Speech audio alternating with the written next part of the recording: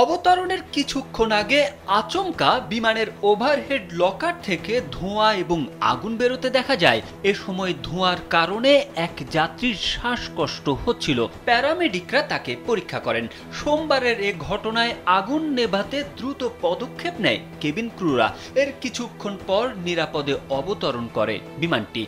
BA1528 বিমানটি অস্ট্রেলিয়ার Sydney থেকে হোবার্টের উদ্দেশ্যে রওনা দিয়েছিল।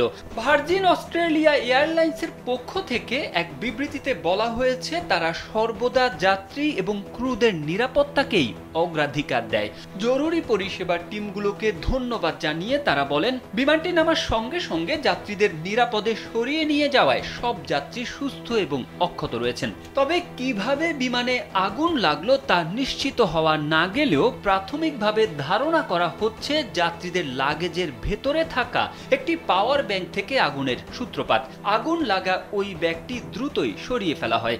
অস্ট্রেলিয়ান ট্রান্সপোর্ট সেফটি ব্যুরো এবং সিভিল এভিয়েশন সেফটি অথরিটি যৌথভাবে এ ঘটনার তদন্ত শুরু করেছে। যদি সত্যি পাওয়ার ব্যাংক থেকে আগুন লেগে থাকে, তাহলে লিথিয়াম ব্যাটারির ব্যবহার সংক্রান্ত নীতি পর্যালোচনা করে দেখতে হবে তাদের।